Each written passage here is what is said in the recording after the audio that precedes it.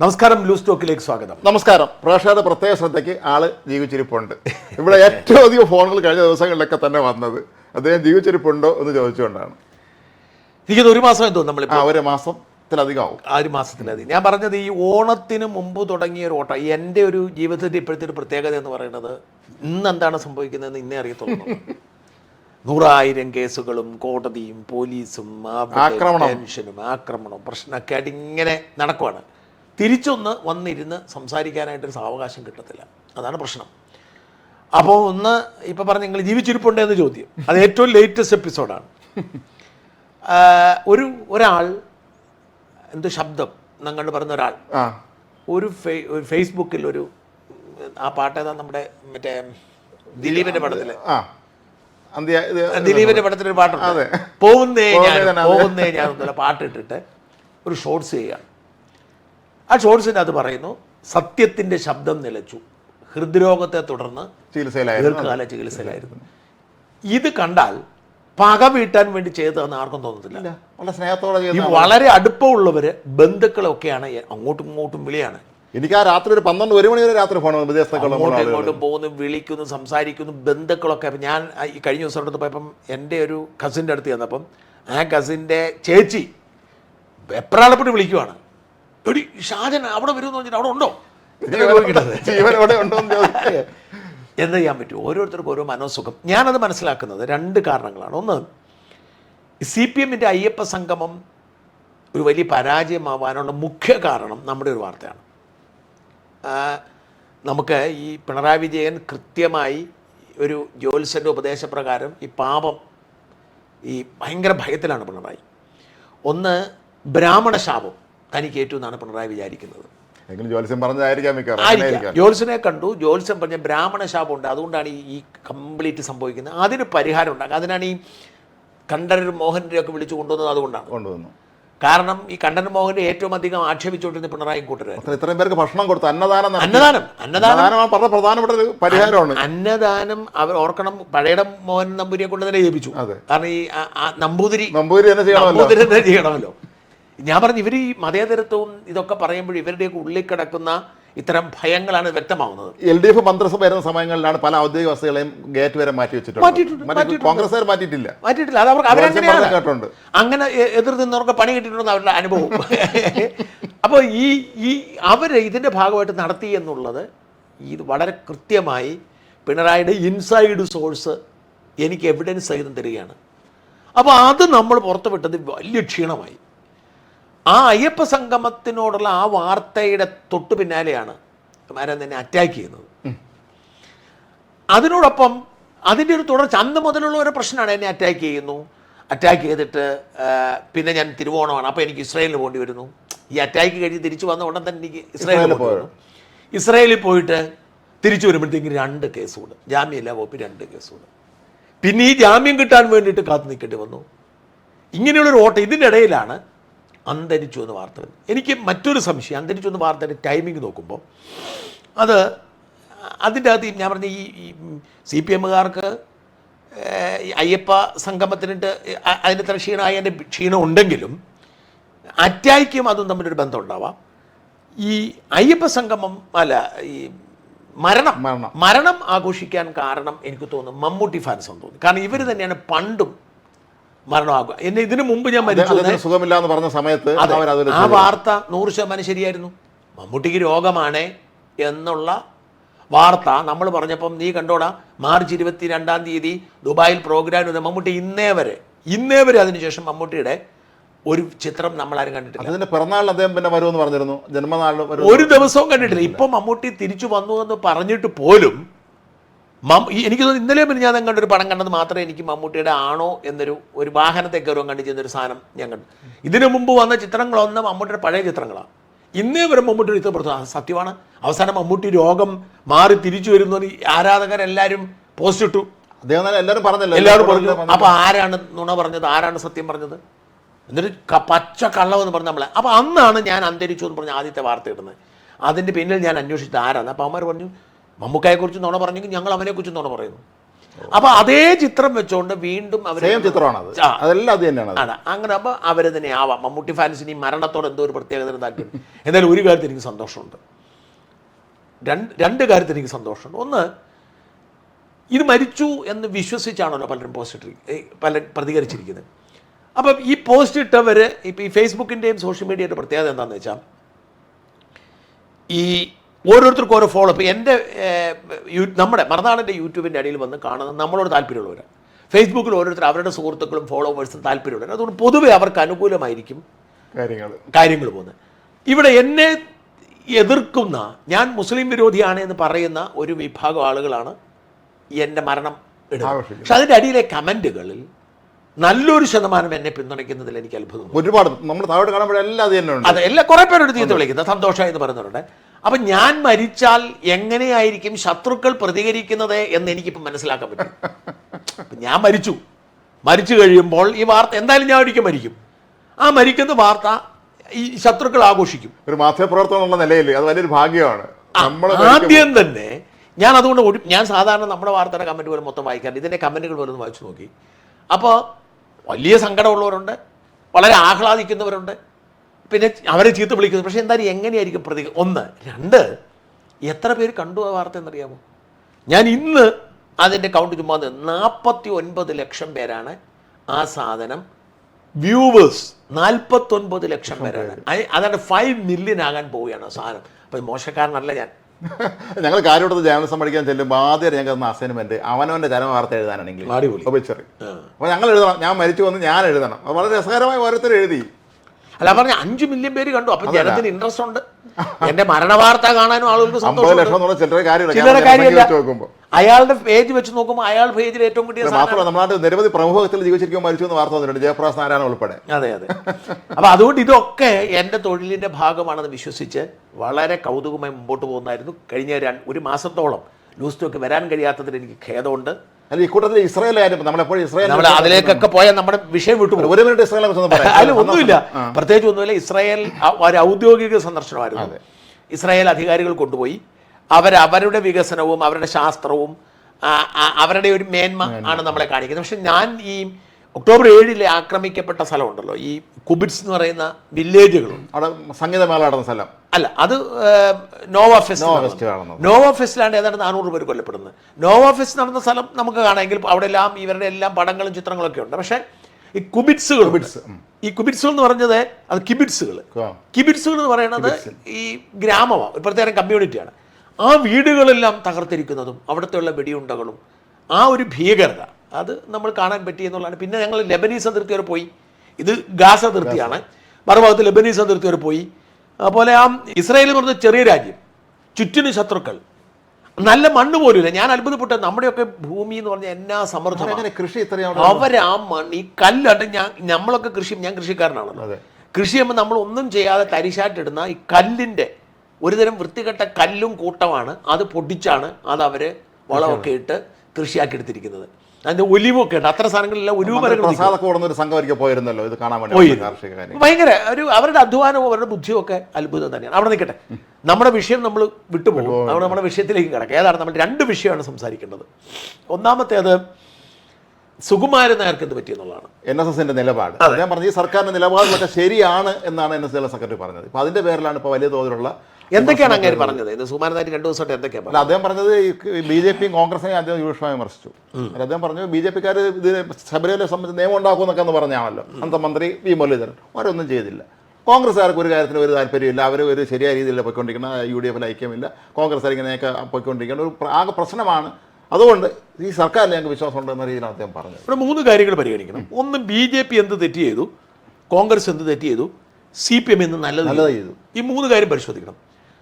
കോൺഗ്രസിനെ ഈ ശബരിമല വിഷയവുമായി ബന്ധപ്പെട്ട് ഇങ്ങനെ കളിയാക്കുന്നതിൽ എന്തെങ്കിലും കാര്യമുണ്ടോ?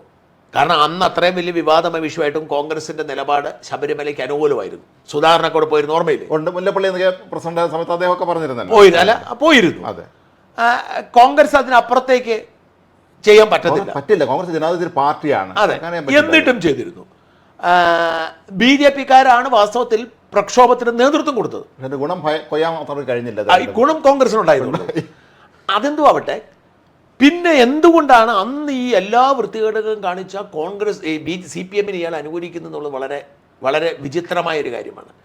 അപ്പം ശബരിമലയ്ക്ക് പ്രത്യേക നിയമം ഉണ്ടാക്കാമെന്ന് പറഞ്ഞു. എന്താണ് നിയമം? എനിക്ക് ശബരിമലയ്ക്ക് എന്താണ് നിയമം വഴി ഉണ്ടാവേണ്ട സംരക്ഷണം എന്താണ് എനിക്ക് മനസ്സിലായി. എന്താണ് സുപ്രീം കോടതിയിൽ ഇരിക്കുന്ന ഒരു കേസ്, അതിൽ ഒരു നിയമം സുപ്രീം കോടതി പരിഗണിക്കുമ്പോൾ എങ്ങനെ ഉണ്ടാക്കാൻ പറ്റും? BJP എങ്ങനെ പറഞ്ഞിട്ടുണ്ടെങ്കിൽ തന്നെ തെറ്റാണ്. വേണം ചെയ്യാൻ പറ്റുന്നൊരു കാര്യം ശബരിമല ഏറ്റെടുക്കുക എന്നുള്ളതാണ്. അതൊരു നടപ്പുള്ള അത് പ്രായോഗികമാണെന്ന് അറിയില്ല, അതിനേക്കാൾ വലിയ അബദ്ധത്തിലേക്ക് പോകാം, പ്രായോഗികമാണെന്ന് അറിയത്തില്ല.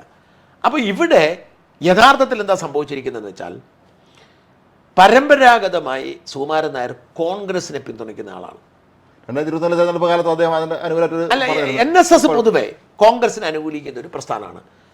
നമ്മൾ NSS ചരിത്രം നോക്കണം. NDP എന്നൊരു പാർട്ടി ഉണ്ടാക്കി, UDF ഭാഗമായിരുന്നു. അത് കെ കരുണാകരന്റെ ഒരു കഴിവാണ്. ഇവരെല്ലാവരും SNDP SRP ഉണ്ടായിരുന്നു, NSSന് NDP ഉണ്ടായിരുന്നു. എത്ര മന്ത്രി കിട്ടി ഈ NDPക്ക്? R Sundaresan Nair, N Bhaskaran Nair, KP Ramendran Nair, KGR കർത്ത തുടങ്ങി അങ്ങോട്ട് കുറെ പേരുണ്ട്. ഇന്നും എത്രയോ മന്ത്രിമാർക്ക് നല്ല വകുപ്പ് കിട്ടി. പിന്നെ ഇവർ എന്നെ LDF മോഹിപ്പിച്ചു കൊണ്ടുപോയതാ തോന്നല്ലേ? അല്ല, ഞാൻ മനസ്സിലാക്കുന്ന അങ്ങനെ. അതായത് ചെറിയ അഭിപ്രായ വ്യത്യാസം ഉണ്ടാവുമല്ലോ, മന്ത്രിസ്ഥാനം ചൊല്ലിയും എണ്ണം ചൊല്ലിയൊക്കെ. എനിക്ക് MLA-മാരുടെ എണ്ണം കുറഞ്ഞു വന്നപ്പോൾ തീരെ കുറഞ്ഞു വന്നപ്പം LDF-മായിട്ട് ചർച്ച നടത്തി LDF-ൽ പോകാൻ തീരുമാനിച്ചു നാരായണ പണിക്കരുടെ കാലത്ത്. അങ്ങനെ ഇവിടുന്ന് UDF വിട്ടു. പക്ഷേ LDF EMS അല്ലേ കരുണാകരന് കൊടുത്ത പണിയതാ. കരുണാകരൻ ഡിക്ക് ഉണ്ടാക്കിയിട്ട് കരുണാകരൻ ഡിക്കിനെ അമ്മമാര് ഡിക്കാക്കി, ഓർമ്മയില്ലേ? ഇതേ തന്നെ NDP തിരിച്ചു ചെന്നില്ല. അപ്പൊ ഇവരാകപ്പെട്ടു, പാർട്ടി വിരിച്ചു വിട്ടു. അല്ല, അങ്ങനെയാണ് സമദൂരം പ്രഖ്യാപിക്കുന്നത്. ഈ സമദൂരം എന്ന് പറയുന്ന സാധനം വരുന്നത് അന്ന് സർവീസസ് ലേഖനം എഴുതുവാണ്. ആ സർവീസസ് ലേഖനം എന്ന് പറയുന്നത് ഞങ്ങൾ ഇനി ഒന്നിലുമില്ല, ഇതാണ് സമദൂരം. അപ്പം അങ്ങനെ ഒരു പക്ഷേ മനസ്സുകൊണ്ട് ഈ സമദൂരം പ്രഖ്യാപിക്കുമ്പോഴും UDF-ന് അനുകൂലമായിരുന്നു. അല്ലെങ്കിൽ ഒരൊറ്റ ചോദ്യം മാത്രമേ ഉള്ളൂ, ഈ സുരേഷ് ഗോപി അധിക്ഷേപിച്ച് ഇറക്കേണ്ട കാര്യം ഉണ്ടായിരുന്നു പണ്ടോടെ കമ്മിറ്റി യോഗം നടക്കുന്ന സ്ഥലത്ത്. അപ്പോൾ UDF-ന് അനുകൂലമായ ഒരു സ്റ്റാൻഡായിരുന്നു എക്കാലത്തും തെരഞ്ഞെടുപ്പിൽ. ഞാൻ ഈ UDF നേതാക്കളൊക്കെ പറയാറുണ്ട്, UDF നേതാക്കളൊക്കെ പറയുന്നൊരു കാര്യം, UDF-ന് അനുകൂലമായ സ്റ്റാൻഡാണ് എക്കാലത്തും സുകുമാരൻ നായരുടേത്. പക്ഷേ സുകുമാരൻ നായർക്ക് കഴിഞ്ഞ ഒരു കുറേ കാലം കൊണ്ട് ഒരു 2-3 വർഷം കൊണ്ടായിരിക്കും ഒരു മാറ്റം എന്താ, കടുത്ത മുസ്ലിം വിരോധിയായി. കാരണം ഒരുപക്ഷെ ഏറ്റവും വലിയ ഈ കഴിഞ്ഞ ഒരു 3-4 കൊല്ലം കൊണ്ട് മുസ്ലിം വിരോധം തലയ്ക്ക് പിടിച്ച 2 കൂട്ടർ എന്ന് പറയുന്നത്, ഒന്ന് സുകുമാരൻ നായരും അദ്ദേഹത്തെ പിന്തുണയ്ക്കുന്ന കുറച്ച് ആളുകൾ, 2 ഈ കാസ പോലെ ക്രൈസ്തവ മേഖലയിലെ കുറേ, അതും 2 ആൾക്കൂട്ടമുണ്ട്. ഞാൻ പറഞ്ഞ ഈ നായർ വിഭാഗത്തിൽ കുറേ ആളുകളും ക്രിസ്ത്യൻ വിഭാഗത്തിൽ കുറച്ച് ആളുകളുണ്ട്. കടുത്ത മുസ്ലിം വിരോധമുണ്ട്. അപ്പം ഞാനൊക്കെ പൊളിറ്റിക്കൽ ഇസ്ലാമിനെതിരെ പറയുമ്പോഴും ഇസ്ലാം എന്ന മതത്തിനെതിരെ ഒരിക്കലും പറയാറില്ല. മതം എന്ന് പറയുന്നത് ഒരു മനുഷ്യൻ്റെ വ്യക്തിപരമായ ചോയ്സാണ്. പക്ഷേ ഇസ്ലാം എന്ന മതം തന്നെ മോശമാണ്, പ്രവാചകൻ മോശക്കാരനാണ് എന്ന് പറയുന്ന വലിയൊരു വിഭാഗം കഴിഞ്ഞ ഒരു 5-6 വർഷം കൊണ്ട് കേരളത്തിൽ രൂപപ്പെട്ടു. അതിന് നേതൃത്വം കൊടുക്കുന്ന ഒരാളാണ് സുകുമാരൻ നായർ. അപ്പോൾ സുകുമാരൻ നായർക്ക് കടുത്ത മുസ്ലിം വിരോധമുണ്ട്. ഇവിടെ പെട്ടെന്ന് പിണറായി വിജയൻ ഒരു മുസ്ലിം വിരോധിയാവുകയും മലപ്പുറത്ത് നിന്ന് മുസ്ലിങ്ങളെ ചീത്ത വിളിക്കുകയും പിന്നെന്താണ് വെള്ളാപ്പള്ളി മഹാനാണെന്ന് വെള്ളാപ്പള്ളി മുസ്ലിങ്ങളെ മുഴുവൻ ഇല്ലാതാകണമെന്ന് പറഞ്ഞത് പ്രവീൺ തഗോഡിയുടെ രാഷ്ട്രീയമാണ് വെള്ളാപ്പള്ളിയുടേത്. വെള്ളാപ്പള്ളിയുടെ കൈ പിടിച്ച് കൊണ്ടു നടക്കുകയൊക്കെ ചെയ്തതോടെ സുകുമാരൻ നായർക്ക് ഒരു ആവേശമായി. കാരണം എന്താ വെച്ചാൽ സംഗമത്തിൽ ഒരു കാറിലാണ് വന്നത് രണ്ടുപേരും. അല്ല, അപ്പോൾ അതുകൊണ്ട് സുകുമാരൻ നായർക്ക് ഒരു ആവേശമായി. യഥാർത്ഥത്തിൽ സുകുമാരൻ നായരെ ഈ പിണറായിക്ക് അനുകൂലമാക്കാനുള്ള കാരണം പിണറായിയുടെ ഈ മുസ്ലിം വിരുദ്ധ നിലപാട് ശക്തിപ്പെട്ടു വരുന്നതാണ്. അതിനകത്ത് സുകുമാരൻ നായർക്ക് മറ്റൊരു പേടിയും കൊണ്ടുണ്ട്. ഇപ്പം at the end of the day ഈ CPM എന്ന് പറയുന്നൊരു ഹിന്ദു പാർട്ടിയാണ്. ഞാൻ പറഞ്ഞ ഈ സഖാപ്പികൾ എന്ന് വിളിക്കുന്ന കുറേ റാഡിക്കൽ മുസ്ലിംസ് ഇമാരി സോഷ്യൽ മീഡിയയിൽ ഉണ്ടെങ്കിലും കേരളത്തിൽ ഏറ്റവും വലിയ ഹിന്ദു പാർട്ടി CPM ആണ്. അപ്പോൾ CPM എന്ന് പറയുന്ന രാഷ്ട്രീയ പാർട്ടി ഭരിക്കുമ്പോൾ ഒരു കാര്യം സുകുമാരൻ നായർക്ക് ഉറപ്പാണ്, ഹിന്ദു ആയിരിക്കും മുഖ്യമന്ത്രിയും ആഭ്യന്തരമന്ത്രിയും പ്രധാനപ്പെട്ട വകുപ്പും ഒക്കെ. മുസ്ലിമിന് പദവി കൊടുക്കുമെങ്കിലും പേര്. അതേസമയം തിരിച്ചു വന്നാൽ UDF ആണ് വരുന്നതെങ്കിൽ UDF-നെ നിയന്ത്രിക്കുന്നത് മുസ്ലിം കമ്മ്യൂണിറ്റിയാണ്. ലീഗിൻ്റെ സ്വാധീനം, കുഞ്ഞാലിക്കുട്ടി ഇപ്പം ഉപമുഖ്യമന്ത്രി പോലും ആവാം, പ്രധാന വകുപ്പുകളെല്ലാം ആവാം. അത് കൂടാതെ തന്നെ കോൺഗ്രസിൽ മുസ്ലിം പ്രാതിനിധ്യം ഉണ്ടാകും. അതുകൊണ്ട് മുസ്ലിം പ്രാതിനിധ്യവും മുസ്ലിം ഒരു എന്താ പറയുക ഡോമിനൻസും ഉണ്ടാകുന്നത് സുകുമാരൻ നായരെ ഭയപ്പെടുത്തുന്നുണ്ട്. അപ്പോൾ സുകുമാരനാർ ചിന്തിച്ച് നോക്കിയപ്പോൾ ഇലക്ഷൻ ആയി കഴിഞ്ഞപ്പോഴത്തേക്ക് എടാ ഇത് പിണറായി തന്നെ ഭേദമെന്ന് ചിന്തിച്ചു. ഇതാണ് ഒരു പൊളിറ്റിക്സ്. രണ്ടാമത് മറ്റൊരു പൊളിറ്റിക്സ് കൂടിയുണ്ട്. ഈ കഴിഞ്ഞ 9 വർഷവും സുകുമാരനാർ പിണറായിട്ട് ഉടക്കി നിൽക്കുമായിരുന്നു. വെള്ളാപ്പള്ളി എന്ത് ചെയ്തു? മകനെ അവിടെ ഏൽപ്പിച്ചിട്ട് ഇവിടെ നിന്നിട്ട് നേടിയെടുക്കാൻ പറ്റുന്ന എല്ലാം നേടിയെടുത്തു. ഇതിൻ്റെ അകത്തൊരു പ്രശ്നം വെച്ചാൽ ഒരു എയ്ഡഡ് സ്കൂളിലെ നിയമനം എത്ര ലക്ഷം രൂപ മേടിക്കുന്നത്? 50 ലക്ഷത്തിന് മുകളിലേക്കാണ് കോളേജിലെ നിയമനം. 70-80 1 കോടി വരെ മേടിക്കുന്നത്. അപ്പോൾ എത്രമാത്രം പോസ്റ്റുകളുണ്ട്. ഇപ്പൊ 1000 വേക്കൻസി ഉണ്ടെന്നാണ് പറയുന്നത്. വേക്കൻസി വരുന്നത്. അപ്പോൾ സുകുമാരനാർക്കൊന്നും കിട്ടുന്നില്ല. അപ്പോൾ NSSന് ഒരുപാട് സ്ഥാപനങ്ങളുണ്ട്. ഈ വേക്കൻസികളെല്ലാം ക്ലിയർ ആക്കി കിട്ടാൻ കോടികൾ കിട്ടും. അപ്പം ഇപ്പോഴുള്ള ഈ പ്രതിസന്ധി അങ്ങോട്ട് പരിഹരിക്കപ്പെട്ടാൽ പിണറായി ഇപ്പോഴത്തെ പ്രതിസന്ധിയിൽ ഇലക്ഷൻ സമയത്ത് ഇവർക്ക് വെച്ച് ഇതെല്ലാം ശരിയായി കിട്ടും. 1. 2, ഇനി അഥവാ CPM ആണ് അധികാരത്തിൽ വരുന്നതെങ്കിൽ കുഴപ്പമില്ല, മുമ്പോട്ട് പോകാം. ഇനി CPM അല്ല UDF അധികാരത്തിൽ വന്നു വെച്ചു, യാതൊരു വിഷയമില്ല. അവരെല്ലാം അവന്മാര് വന്ന് സുകുമാരനാർക്ക് വലത്തെ കാല് ഇടത്തെ കാലിന്റെ മണ്ടലിരിക്കുന്ന താവോട്ട് താക്കേണ്ടി വരത്തില്ല. ഇവർ വന്നിട്ട് എന്താണ് അന്ന് ഓർക്കുന്നില്ല, ശിവകുമാർ പോയിട്ട് തന്നെ ശാസിക്കാനും ശിക്ഷിക്കാനും അധികാരമുള്ള ആളാണ് എന്ന് പറയും. അപ്പം UDFന് ഹാൻഡിൽ തന്നെ എളുപ്പമാണ്. അതുകൊണ്ട് വളരെ അസമയം 3ാമത് ഒരു തവണയും കൂടെ LDF അധികാരത്തിൽ വന്നാൽ ചിലപ്പോൾ സുകുമാരനാർ കൊങ്ങാക്കി പിടിക്കും. അതുകൊണ്ട് വളരെ ബുദ്ധിപരമായ ഒരു രാഷ്ട്രീയ നീക്കമാണ് സുകുമാരനാർ ഹോസ്പിറ്റലിൽ ചികിത്സയിലായിരുന്നു, മുഖ്യമന്ത്രി കാണുകയും ചെയ്തു. അത് ഈ പിണറായിയുടെ ഒരു വലിയ ഗുണം, പിണറായിയുടെ വലിയൊരു ഗുണം എന്ന് പറയുന്നത്, ഞാൻ പറഞ്ഞില്ലേ എത്രയും എന്നെ പൂട്ടിക്കെട്ടാൻ നടന്നപ്പോഴും എന്നെ തകർക്കാൻ വേണ്ടിയിട്ടൊരു പദ്ധതി ഇട്ട് അതിന് ആസൂത്രണം ചെയ്തപ്പോഴും നമ്മുടെ അൻവർ പിണറായിയെ കാണാൻ പോവാണ് ഒരു ഘട്ടത്തിൽ. ഈ ഉടക്കുന്നതിന് മുമ്പ് അൻവർ പിണറായിയെ കാണാൻ ചെന്നപ്പം പിണറായി ചോദിച്ചൊരു ചോദ്യം, നീ ദല്ലാൾ നന്ദകുമാറിനെ കണ്ടോ എന്ന ചോദ്യം. അപ്പം പുള്ളി പപ്പ വെച്ചു, അതെ നോ, എൻ്റെ ചോദ്യത്തിന് ഉത്തരം പറയും, നീ ദല്ലാൾ നന്ദകുമാറിനെ കണ്ടോ? അപ്പോൾ ഇതാണ് നിൻ്റെയൊക്കെ കുഴപ്പം. നീ നിന്നേക്കാൾ എത്ര ഭേദമാടാ ഷാജൻസ്കറിയ. ഇത്രയും ഫൈറ്റ് ചെയ്തപ്പോൾ അയാൾ ആരുടെയും കാലെ പിടിക്കാനും മറ്റേ ഇടനിലക്കാരും പോയില്ലല്ലോ, ഇടനിലയ്ക്കൊന്നും പോയില്ലല്ലോ എന്ന് പിണറായി വിജയൻ ചോദിച്ചു. അതായത് ഫൈറ്റ് ചെയ്യുന്നവരോട് പിണറായിയുടെ ഒരു പ്രത്യേകത, അപ്പം ഫൈറ്ററാണ്. അപ്പം പിണറായി വിജയൻ ഈ ഒരാളുടെ അടുത്ത് കയറിച്ചപ്പം സുകുമാരനാർ ആശുപത്രി കിടന്നപ്പോൾ പോയി കണ്ടു, അറ്റ്സെറ്റ്. അതോടെ സുകുമാരനാർ വീണുപോയി, എല്ലാ പ്രശ്നങ്ങളും പരിഹരിച്ചു. ഇവിടെ പക്ഷേ സുകുമാരനായർ അങ്ങനെയാണെന്ന്, പക്ഷേ ഇവിടെ സുകുമാരനായർക്ക് തെറ്റുപറ്റിയത് എവിടെയാണെന്ന് വെച്ചാൽ അവിടെയാണ് പ്രശ്നം. ഇതൊക്കെ രാഷ്ട്രീയമായ വിജയമാണ്, നേട്ടമാണ്. സുകുമാരനാർക്കില്ല ഉള്ള ഒരു പ്രത്യേകത സംഭവിച്ചൊരു കാര്യം വെച്ചാൽ NSS എന്ന് പറയുന്ന സംഘടനയുടെ ജനറൽ സെക്രട്ടറി എന്നതിലാണ് സുകുമാരനാർ പവർഫുള്ളായിട്ടിരിക്കുന്നത്. പക്ഷേ NSSലെ അംഗങ്ങൾ, അത് നായർ സമുദായ അംഗങ്ങൾ അടിസ്ഥാനപരമായി ഈ നിലപാടിനോട് യോജിപ്പുള്ളവരല്ല. അത് സുകുമാരനാരുടെ കാലിനടിയിലെ മണ്ണിളക്കാൻ കാരണമാവും. കാരണം ഇതിനോടകം തന്നെ നമ്മുടെ കോന്നി ഗോകുമാർ സോറൊക്കെ അവർ കുറേ സംഘമുണ്ട്. ഇവരിങ്ങനെ സമുദായത്തിൽ കുറേ പ്രമാണിമാർ സുകുമാരനാർക്കെതിരാണ്. നിരന്തരം വീഡിയോകൾ വരുന്നുണ്ട്. എന്നെ എത്രയോ ആളുകൾ അപ്രോച്ച് ചെയ്തിട്ടുണ്ട്. ഞാൻ പറഞ്ഞു അയാൾ ഒന്നുമല്ലെങ്കിൽ ഒരു ശബരിമലയ്ക്ക് വേണ്ടി എന്നെ ഈ സുകുമാരനാരുടെ ശത്രുക്കളായ നായർ പ്രമാണിമാർ നിരവധി പേര് ഞങ്ങൾക്കൊരു അവസരം തരുന്നുണ്ട്. ഞാൻ പ്രോത്സാഹിപ്പിച്ചില്ല. ഞാൻ പറഞ്ഞു, ഒന്ന്, സുകുമാരനാർക്ക് സമുദായത്തിൻ്റെ പിന്തുണയുണ്ട്. 2, ഈ സുകുമാരനായർ എന്ന് പറയുന്ന ആള് നട്ടലുള്ള ആളാണ്. അത് കറക്റ്റ്. അപ്പോൾ അയാളെ വെറുതെ അനാവശ്യമായി നിങ്ങളുടെ ഈ ആഭ്യന്തര പ്രശ്നം നിങ്ങൾ തീർക്കൂ എന്ന് പറഞ്ഞ് ഞാൻ പ്രോത്സാഹിപ്പിച്ചിട്ടില്ല. പക്ഷേ ഈ വിഷയത്തിൽ സംഭവിക്കാൻ പോകുന്നത് എന്തെന്ന് വെച്ചാൽ സുകുമാരനായരെ ഒരു ഹൈ സ്പിരിറ്റിൽ കണ്ടിരുന്ന നായന്മാർ അവർ പിണങ്ങും. ഈ പത്തനംതിട്ട വെട്ടിപ്പറയെന്നൊക്കെ പറഞ്ഞ സ്ഥലത്ത് ഒരു കരയോഗത്തിൽ ഇദ്ദേഹത്തെ കട്ടപ്പായിട്ട് കാണിച്ചുകൊണ്ടുള്ള ഒരു വലിയ ബോർഡൊക്കെ അവർ എഴുതി വെച്ചു അവിടെ. അത് അത്ഭുതമില്ല.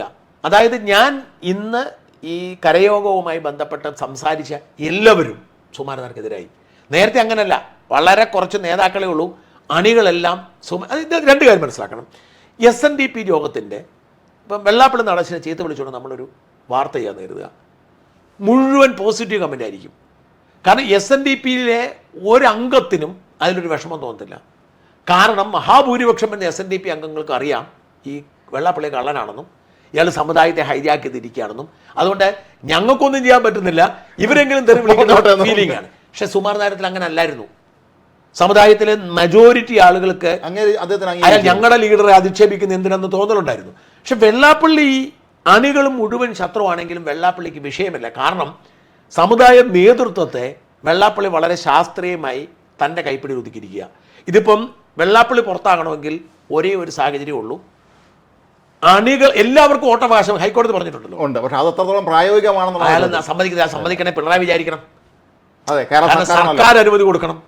അപ്പൊ എല്ലാ അംഗങ്ങൾക്കും വോട്ട് ചെയ്യാൻ അവകാശം കിട്ടിയാൽ വെള്ളാപ്പള്ളി ഔട്ടാകും. കാരണം 90% SNDPക്കാരും വെള്ളാപ്പള്ളിക്കെതിരാണ്. പക്ഷെ ഒരിക്കലും അതിന് അനുമതി കിട്ടത്തില്ല. ഒന്ന്. രണ്ട്, ഇവർക്കാർക്കും പരസ്പരം ഇപ്പൊ SNDP സംരക്ഷണ സമിതി എന്ന് പറഞ്ഞൊരു സംഭവമുണ്ട്. ഞാൻ കുറച്ച്, പക്ഷെ ഇവരൊന്നും തമ്മിൽ ഒരിക്കലും യോജിക്കത്തില്ല. അതാണ് അവിടത്തെ പ്രശ്നം. അവർക്ക് ലീഡറാക്കി എടുത്തുകൊണ്ടിരാൻ ആഗ്രഹിച്ചിരുന്ന ആൾ ഗോകുലം ഗോപാലനാണ്. പക്ഷെ ഗോകുലത്തിന് പിണറായിയെ പിണക്കാൻ പേടിയാണ്.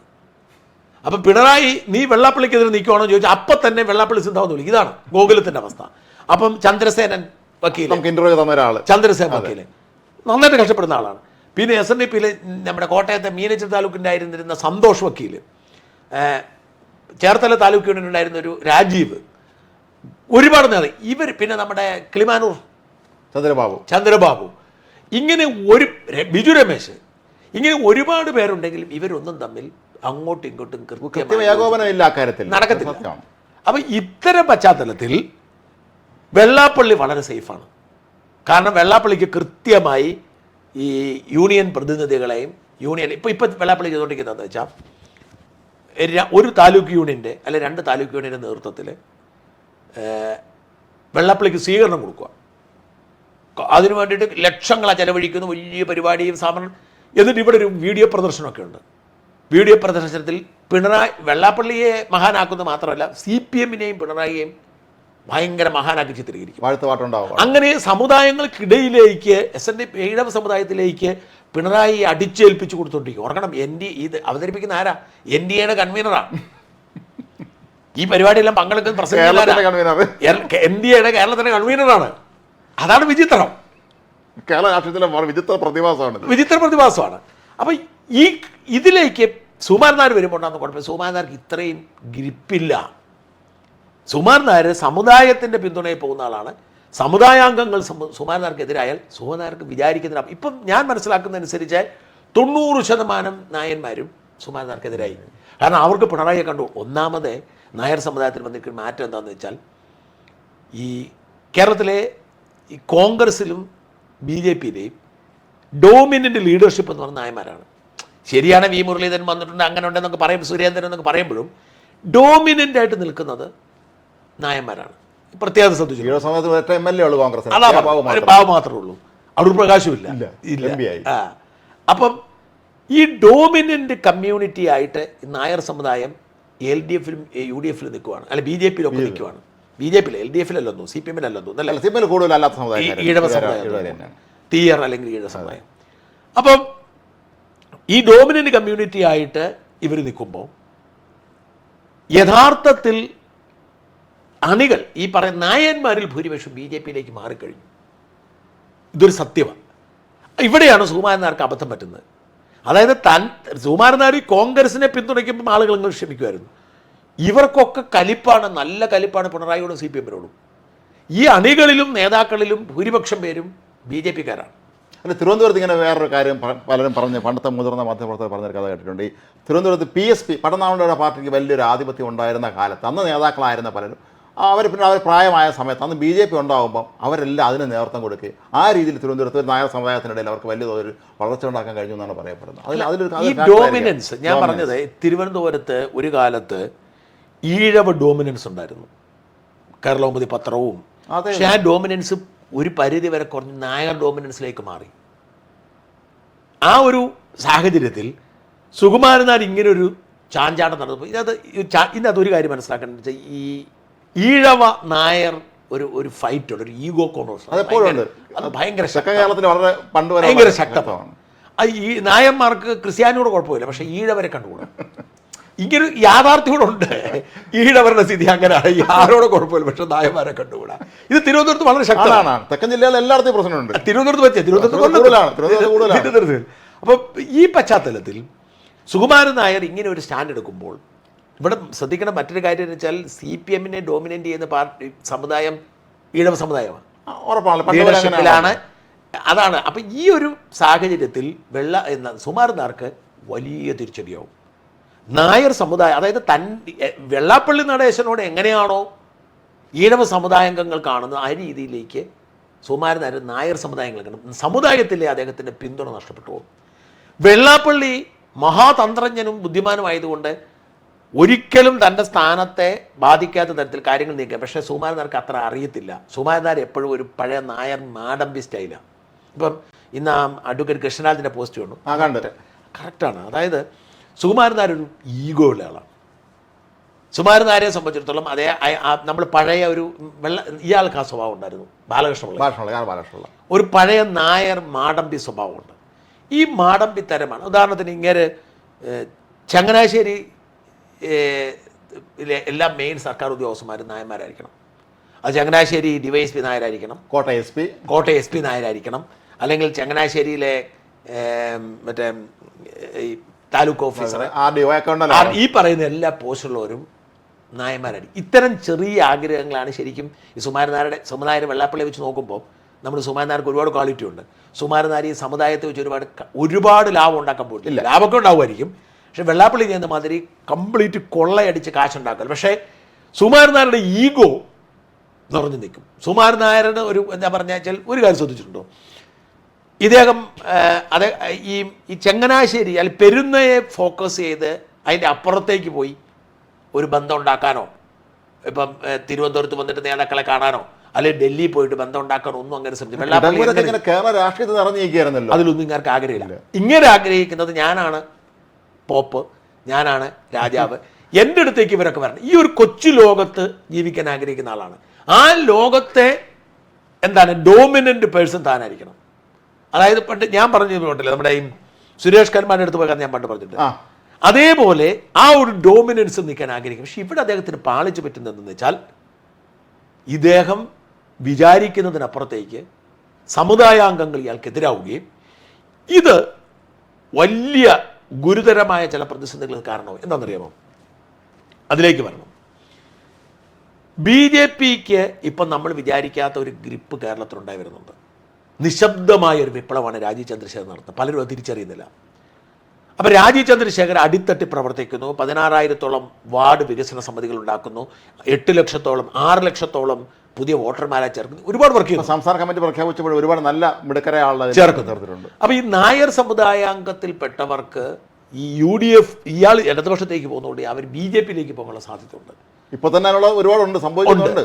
അപ്പോൾ സുകുമാരൻ നായരുടെ ഈ തീരുമാനം, ഈ മണ്ടൻ തീരുമാനം, അയാൾ സമുദായത്തിൽ ഇപ്പം ഇന്ന് എന്നെ വിളിച്ചൊരു IAS ചോദിച്ചത് 3ാം ഭരണം ഉണ്ടാവുമോ അതോ സുകുമാരൻ നായർ നിലത്ത് വീഴുമോ എന്ന് ചോദിച്ചു. നമ്മൾ സുകുമാരൻ നായർ വീഴും, 3ാം ഭരണം ഉണ്ടാവത്തില്ല. കാരണം സുകുമാരൻ നായരുടെ നീക്കം കൊണ്ട് ക്ഷീണം വരാൻ പോകുന്ന സുകുമാരൻ നായർക്കാണ്. ഒരു സംശയമുണ്ട്, സുകുമാരൻ്റെ ഗ്രിപ്പ് കുറയും ഒരിക്കലും. ഞാൻ അയ്യപ്പ ഭക്തന്മാർ ഞെട്ടുക. കാരണം ഈ ശബരിമല യുവതീ പ്രവേശന വിഷയ സമയത്ത് ഏറ്റവും ആധികാരികമായി പ്രവർത്തിച്ചത് സുകുമാരൻ നായരാണ്. സുപ്രീം കോടതി പോയില്ലേ? സുപ്രീം കോടതി നല്ല വക്കീലിനെ വെച്ച് കേസ് നടത്തി. ഈ പ്രക്ഷോഭങ്ങൾക്കെല്ലാം നേതൃത്വം കൊടുത്തു. എന്നിട്ട് പറയാണ് അവർക്ക് ആചാരം ലംഘിക്കാൻ വേണ്ടി ചെയ്തു. എന്തോ ചേർന്ന് സുപ്രീം കോടതിയുടെ വിധി എങ്ങനെ ഉണ്ടായി? സുകുമാരൻ നായർ മനസ്സിലാക്കേണ്ടത് സുപ്രീം കോടതിയുടെ വിധി ഉണ്ടായതിൻ്റെ കാരണം വളരെ ലളിതമാണ്. ദേവസ്വം ബോർഡ് യുവതികളെ കയറ്റാമെന്ന് സത്യവാങ്മൂലം കൊടുത്തുകൊണ്ടാണ്. ആരാണ് അയ്യപ്പൻ്റെ പ്രതിനിധി? ദേവസ്വം ബോർഡ്. അയ്യപ്പൻ പറയാണ് നിയമത്തിൻ്റെ മുമ്പിൽ, സുപ്രീം കോടതിയിലേക്ക് വരുന്ന കേസിൽ നിയമത്തിന് മുമ്പിൽ അയ്യപ്പൻ പറയാണ് എനിക്ക് യുവതികൾ വരുന്നേ കുഴപ്പമില്ല, പിന്നെ വേറെ ആർക്കാ കുഴപ്പമെന്ന് കോടതി ചോദിച്ചു. സ്വാഭാവികം മാത്രമാണത്. ആ സത്യവാങ്മൂലം വരും. ഉമ്മൻചാണ്ടി തിരിച്ചു കൊടുത്ത സ്ഥാനം മാറ്റിയാണെന്ന് ഓർക്കണം ഇങ്ങനെ ചെയ്തത്. ഇവിടെ എന്നിട്ട് പിണറായും കൂട്ടരും പഠിച്ചപടി 18 നോക്കി യുവതികളെ കിട്ടുമെന്ന് ആരും കിട്ടിയില്ല. അങ്ങനെയാണ് റഹ്ന ഫാത്തിമയും ബിന്ദുവിനെയും ചുമന്നുകൊണ്ട് വരാൻ തീരുമാനിച്ചത്. ഇവിടെയാണ് നമ്മൾ ശ്രദ്ധിക്കണം. അങ്ങനെ ഒരു നീക്കം നടത്തി പിണറായി. ഇതിനുവേണ്ടി നാടുനീള സമ്മേളനങ്ങൾ നടത്തി പിണറായി. പിണറായിയെ സ്തുതിക്കാൻ സുകുമാരൻ നായർക്ക് കഴിയുക എന്ന് പറഞ്ഞാൽ, അതും അയ്യപ്പൻ്റെ പേരിൽ കഴിയുക എന്ന് പറഞ്ഞാൽ, ഞാൻ പറയാമല്ലോ, എനിക്ക് വലിയ ബഹുമാനമുള്ള ഒരു മനുഷ്യനാണ് ആയിരുന്നു. എനിക്ക് വളരെ ബഹുമാനമാണ് സുകുമാരൻ നായരോട്. അദ്ദേഹം എൻ്റെ വീഡിയോകൾ കാണാറുണ്ടെന്നാണ് അദ്ദേഹത്തെ കാണുന്നവർ പറഞ്ഞത്. എനിക്കിപ്പോഴും അദ്ദേഹത്തിന് ബഹുമാനമുണ്ട്. പക്ഷേ ഈ വിഷയത്തിൽ ശരിക്കും അയ്യപ്പനെ ചതിച്ചു, ശരിക്കും അയ്യപ്പ ഭക്തരെ ചതിച്ചു. എനിക്ക് ഭയങ്കര നിരാശ. എനിക്കിപ്പോഴും അദ്ദേഹത്തെ ഞാൻ അധിക്ഷേപിക്കാൻ ആഗ്രഹിക്കുന്നില്ല. എനിക്ക് കടുത്ത നിരാശയാണ് സുകുമാരൻ നായരുടെ ഈ സ്ഥാനമാറ്റത്തിനുണ്ടായിരിക്കുന്നുള്ള ഒന്ന്. ഇത് നമ്മൾ നീണ്ടുപോയി നമ്മുടെ മറ്റേ വിഷയത്തിലേക്ക് കിടക്കാൻ അതെ, അതും കൂടെ പറയണമല്ലോ. അതാണ് ഈ വിഷയത്തെക്കുറിച്ച് പറയാനുള്ളത്. ഒരു വിഷയം കൂടി സംസാരിക്കാനുണ്ട്. അത് ഷാഫി. എന്താണ് ഷാഫിയെക്കുറിച്ച്? ഷാഫിയെക്കുറിച്ച് പാലക്കാട് CPM ജില്ലാ സെക്രട്ടറി നടത്തിയ വ്യക്തിപരമായ അധിക്ഷേപങ്ങളാണ്. അദ്ദേഹം ബാംഗ്ലൂരിലേക്ക് സ്ത്രീകളെ ക്ഷണിക്കുന്നു അങ്ങനെയൊക്കെ പറഞ്ഞാണ് ഇന്ന് മാധ്യമങ്ങളെ കണ്ടത്. ഷാഫി അത് പറഞ്ഞിട്ടുണ്ട്, ഇത് ആരോപണമല്ല, ഇത് അധിക്ഷേപമാണെന്ന് ഷാഫി തിരിച്ച് പറഞ്ഞിട്ടുണ്ട്. ഇവിടെ 2-3 കാര്യങ്ങൾ കാണണം. ഒന്ന്, CPIM എന്ന രാഷ്ട്രീയ പാർട്ടിക്ക് ഏറ്റവും ഇഷ്ടപ്പെട്ട വിഷയമാണ് പെണ്ണ് കേസ്. നമ്മളെപ്പോഴും പറയാറുള്ള കാര്യമാണ്, നമ്മളെപ്പോഴും പറയുന്നത്. അവര് ഈ പെണ്ണ് കേസിനെ കുറിച്ച് പറയുമ്പോൾ തന്നെ രതിസുഖം അനുഭവിക്കുന്ന കക്ഷികളാണ്. ഓരോ ഇലക്ഷനും ഓരോ പെണ്ണ് കേസിലാണല്ലോ അവർ പലപ്പോഴും. അവർ തെരഞ്ഞെടുപ്പ് സമയത്ത് പെണ്ണ് കേസ് കൊണ്ടുവരുന്നു, അവരുടെ പാർട്ടിക്കുള്ളിൽ തന്നെ.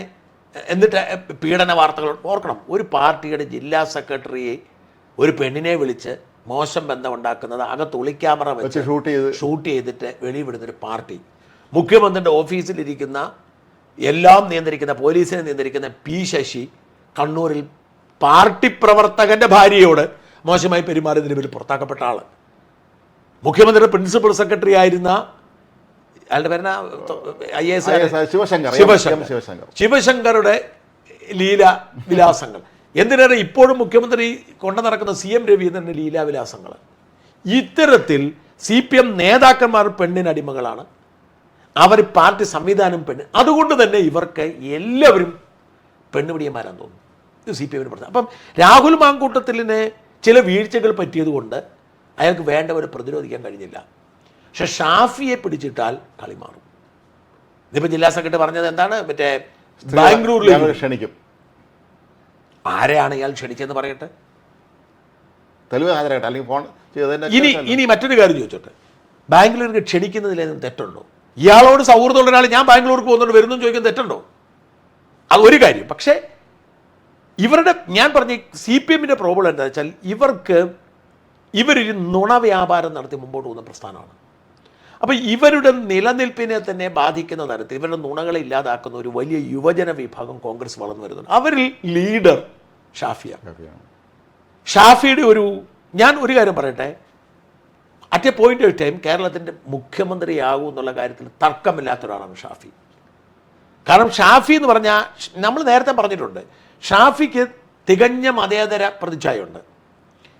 ഷാഫിക്ക് എന്നാൽ മുസ്ലിം സമുദായ സംഘടനകൾ ഒന്നും ഷാഫിയെ തള്ളി പറയാറില്ല. പാലക്കാട് അഗ്രഹാരങ്ങളൊക്കെ ഇത്രയും സ്വീകാര്യതയുള്ള. അതേസമയം ഷാഫി മുസ്ലിം വോട്ടിന് വേണ്ടിയോ അല്ലെങ്കിൽ മുസ്ലിം പ്രീണനത്തിന് വേണ്ടിയോ സമുദായ നേതാക്കളുടെ കാലെ പിടിച്ച് നിൽക്കുന്ന സംവിധാനമില്ല. ഇവരെല്ലാം ഷാഫിയാണ് യഥാർത്ഥത്തിൽ ഒരു എന്താ പറയുന്ന ഒരു മതേതര ലീഡർ. അതായത് എല്ലാ സമുദായങ്ങളെ അംഗീകരിക്കുന്ന, എല്ലാ സമുദായങ്ങളെ ഉൾക്കൊള്ളുന്ന വലിയ ജനപിന്തുണ. ഇത് ഇവർക്ക് പിന്തുണച്ചായിരുന്നു പറയാം, അത്തരത്തിലുള്ള ആ ഒരു രീതി. അല്ല, ആര്യാടൻ കുറച്ചുകൂടെ ഈ ആര്യാടന് കുഴപ്പമുണ്ടായിരുന്നു. എന്താ വെച്ചാൽ ആര്യാടൻ ഈ മുസ്ലിം സമുദായങ്ങളെ വെല്ലുവിളിക്കുമായിരുന്നു. ഞാൻ പറഞ്ഞ അങ്ങനെ ചെയ്യുന്നില്ല. ഷാഫി സമുദായത്തെ വെല്ലുവിളിച്ചുകൊണ്ട് അല്ല മതേതരത്വം കാണിക്കുന്നത്. ഷാഫി തികഞ്ഞ മുസ്ലിമാണ്, എനിക്കിഷ്ടമുള്ളതാണ്. അതായത് നമുക്ക് ഏത് മതത്തിലും വിശ്വസിക്കാം, നമ്മൾ ഏത് മതവും പ്രാക്ടീസ് ചെയ്യാം, ഒരു മതത്തോടും ആ മതത്തിൽ പ്രാക്ടീസ് ചെയ്തുകൊണ്ട് തന്നെ മറ്റ് മതസ്ഥരെ ഉൾക്കൊള്ളാനും അംഗീകരിക്കാനും കഴിയുന്ന ഒരു നേട്ടമാണ്. ആര്യാടന് പറ്റിയിട്ടില്ല. ആര്യാടൻ എന്നാ പറഞ്ഞേ, ചുമ്മാ തട്ടിപ്പ, അത് ശരിയല്ല. ആര്യാടന് കൈയടിക്കുന്നത് പലപ്പോഴും ഈ തികഞ്ഞ മതേതരവാദികളാണ്. അതല്ല മതേതരം എന്ന് പറയുന്നത്. എല്ലാവരും ഒരുമിച്ച് കൊണ്ടുപോവുക. മതേതരം എന്ന് പറയുന്നത് മതത്തെ നിരസിക്കുന്നതല്ല, മതത്തെ ഉൾക്കൊള്ളുന്നതാണ്. മതത്തെ നിരസിക്കുന്ന മതേതരനാകാൻ എളുപ്പമാണ്. അപ്പം മതത്തെ ഉൾക്കൊള്ളുന്ന മതേതരനാണ് ഷാഫി. അപ്പോൾ ഈ ഷാഫിയുടെ പ്രത്യേകത, ഷാഫി വലിയ ഇത് CPMന് ഉറക്കം കെടുത്തുന്നുണ്ട്. CPMനെ സംബന്ധിച്ചിടത്തോളം രാഹുൽ മാങ്കൂട്ടത്തിൽ അവർ ഏതാണ്ട് ഒതുക്കിയെന്നാണ് വിശ്വസിക്കുന്നത്. പക്ഷെ അതൊന്നുമില്ല. രാഹുൽ പതിയെ മണ്ഡലത്തിലെത്തി, അവന്മാരൊക്കെ കാളക്കൂറ്റിനൊക്കെ വീട്ടിൽ പോയി. രാഹുൽ അവിടെ നിന്ന് പതിയെ ഗ്രിപ്പുണ്ടാക്കി കോൺഗ്രസ്സുകാർക്ക് അംഗീകരിക്കുകയും സീറ്റ് കൊടുക്കുകയും ചെയ്യുന്ന സാഹചര്യം ഉണ്ടാവും രാഹുൽ. അപ്പോൾ ഷാഫിയെ കയറി പിടിച്ചു. അവരുടെ വിചാരം രാഹുൽ വീണു, ഷാഫി മതി. പക്ഷേ ഏക്കത്തില്ല. ഷാഫി എന്ന് പറയുന്നൊരു ബ്രാൻഡാണ്. ആ ബ്രാൻഡിനെ തൊടാൻ തൽക്കാലം CPM വിചാരിച്ചാൽ സാധിക്കത്തില്ല. ആ പഴയ സതീശനോടുള്ള എൻ്റെ പരാതി, സതീശിൻ്റെ ഏറ്റവും വലിയ ഗ്രിപ്പ് എന്ന് പറയുന്നത്, ഏറ്റവും വലിയ പിന്തുണ എന്ന് പറഞ്ഞാൽ ഷാഫി നേതൃത്വം കൊടുക്കുന്ന യുവാക്കളായിരുന്നു. ഷാഫി വെറുപ്പിച്ചു വിട്ടു. ആ ഒറ്റ തീരുമാനം കൊണ്ട് ഷാഫിയെയും സംഘത്തെയും വെറുപ്പിച്ചതുകൊണ്ട് മാത്രം സതീശന് തിരിച്ചടി കിട്ടും. മാത്രമല്ല ഷാഫിയുടെ അതേ ജനറേഷനിൽപ്പെട്ട അത്രയും നല്ല മിടുക്കന്മാരെ നേതാക്കന്മാരെ CPM ഇപ്പുറത്തെടുത്ത് കാണിക്കാൻ ഇല്ല, ആരുമില്ല. അത് പ്രധാനപ്പെട്ട ഒരു പോയിന്റാണത്. ഷാഫിയെ പോലൊരു നേതാവ് CPM ഇല്ല. അതേസമയം കോൺഗ്രസിന് പുതിയ തലമുറ നോക്കൂ, മാത്യു കുഴനാടനുണ്ട്, ഈ ലിജു ഉണ്ട്, ഒരുപാട് പിള്ളേരുണ്ട്, ഒരുപാട് എത്രയോ പേരുണ്ട്, സിദ്ദിഖ്, മഹേഷ് ഉണ്ട്. ഈ സിദ്ദിഖൊക്കെ ഈ സിദ്ദിഖിനൊന്നും വേണ്ട രീതിയിലുള്ള ഒരു ഹൈലൈറ്റ് കിട്ടിയിട്ടില്ല. ഈ സിദ്ദിഖുമായിട്ട് എനിക്ക് സിദ്ദിഖിനോട് വലിയ മതിപ്പ് പണ്ട് തോന്നും. പക്ഷെ ഞാൻ സിദ്ദിഖുമായിട്ട് പരിചയപ്പെട്ടതിന് ശേഷം ഐ വാസ് വണ്ടറിങ് എന്നെ ഒരു കെയറിങ് ലീഡറാണെന്ന് അറിയാം. ആ വയനാട് കൽപ്പറ്റ അയാൾ MLA ആയതിനു ശേഷം ഈ ഇതുണ്ടായല്ലോ ഉരുൾപൊട്ടൽ, ഈ ഉരുൾപൊട്ടലുണ്ടായ ആളുകൾക്കൊക്കെ അവർക്ക് ആകെ ഒരു ആശ്വാസം അവരുടെ MLA സിദ്ദിഖാണെന്നുള്ളതാണ്. അത്ര നല്ല മിടുക്കൻ. അപ്പം കോൺഗ്രസിൽ എത്രയോ നല്ല മിടുക്കൻ വിഷ്ണുനാഥ് ഉണ്ട്, അപ്പം പോലെ ഉണ്ട്. മഹേഷ് എത്രയോ പേരുണ്ട്, ഒരുപാട് നേതാക്കൾ. അപ്പം CPM അതുകൊണ്ട് ഇവരെ ഓരോരുത്തരെയും വീഴ്ത്തണം.